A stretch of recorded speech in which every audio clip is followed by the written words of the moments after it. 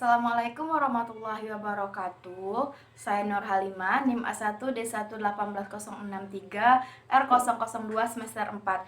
Baik, di sini saya akan menjelaskan mengenai perkembangan ilmu pengetahuan dan teknologi informasi serta dampaknya bagi pembentukan masyarakat global, mata kuliah perspektif global. Perkembangan dunia iptek yang demikian pesatnya telah membawa manfaat luar biasa bagi kemajuan peradaban umat manusia. Jenis-jenis pekerjaan yang sebelumnya menuntut kemampuan fisik cukup besar, kini relatif sudah bisa digantikan oleh perangkat mesin-mesin otomatis. Perkembangan ilmu pengetahuan dan teknologi atau iptek telah berkembang pesat dan melaju terus ke depan. Tujuan utama perkembangan iptek adalah perubahan kehidupan masa depan manusia yang lebih baik, mudah, murah, cepat, dan aman. Perkembangan iptek telah memberikan perubahan yang signifikan terhadap seluruh aspek kehidupan manusia, terutama teknologi informasi seperti internet sangat menunjang setiap orang mencapai tujuan hidupnya dalam waktu singkat. Nah, peran masyarakat sangat besar dalam berkembangnya ilmu pengetahuan dan teknologi. Di samping banyak memberikan pengaruh serta manfaat yang bersifat positif, perkembangan iptek juga banyak memberikan pengaruh yang bersifat negatif dalam perkembangannya. Nah, berikut ini penjelasan saya mengenai dampak positif dan dampak negatif dari perkembangan ilmu pengetahuan dan teknologi di berbagai bidang. Yang pertama, di bidang informasi dan komunikasi. Dampak positifnya antara lain, kita akan lebih cepat mendapatkan informasi-informasi yang akurat dan terbaru di bumi bagian manapun melalui internet.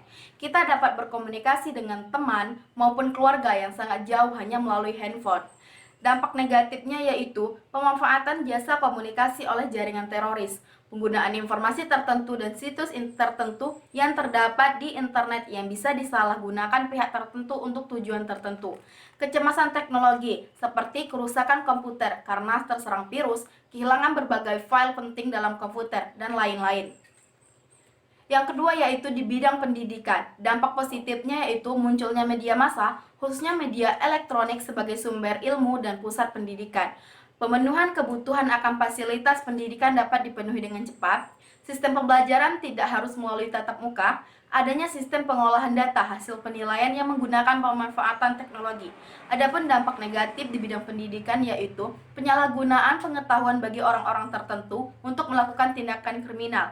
Siswa menjadi malas belajar karena banyak di antara mereka yang menghabiskan waktunya untuk menggunakan jejaring sosial seperti Facebook, Twitter, game, dan lain sebagainya. Yang ketiga, di bidang ekonomi dan industri. Dampak positifnya yaitu pertumbuhan ekonomi yang semakin tinggi, terjadinya industrialisasi, produktivitas dunia industri semakin meningkat, persaingan dalam dunia kerja sehingga menuntut pekerja untuk selalu menambah skill dan pengetahuan yang dimiliki.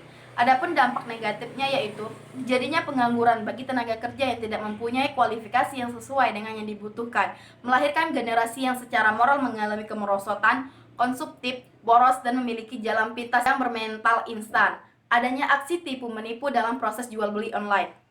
Yang keempat yaitu di bidang politik. Dampak positifnya yaitu timbulnya kelas menengah baru yang akan menjadi pelopor untuk menuntut kebebasan politik dan kebebasan berpendapat yang lebih besar.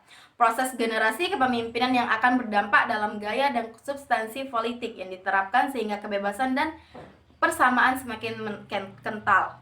Di bidang politik internasional, juga terdapat kecenderungan tumbuh berkembangnya regionalisme sehingga melahirkan kekuatan ekonomi baru. Dampak negatifnya yaitu adanya ancaman disintegrasi bangsa dan negara, timbulnya fanatisme rasial, etnis, dan agama dalam forum dan organisasi.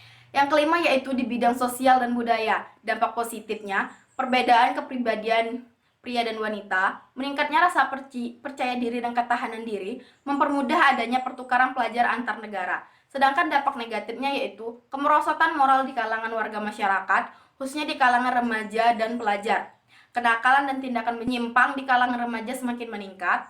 Pola interaksi antar manusia yang berubah. Teknologi berdasarkan penerapannya dapat dibagi menjadi tiga. Yang pertama, teknologi tinggi, yaitu contohnya seperti komputer, laser, bioteknologi, satelit, telekomunikasi, senjata nuklir, dan lain sebagainya. Yang kedua yaitu teknologi media. Contohnya generator listrik, industri kapal sederhana, industri pengelolaan hasil pertanian, industri konstruksi rumah sederhana, dan lain sebagainya. Yang ketiga, teknologi tepat guna. Misalnya mesin perontok padi, biogas, tambang ikan, dan lain sebagainya. Nah, Pengaruh perkembangan iptek terhadap beberapa pola kemasyarakatan dibagi menjadi dua, yaitu pemenuhan kebutuhan primer dan pemenuhan kebutuhan sekunder.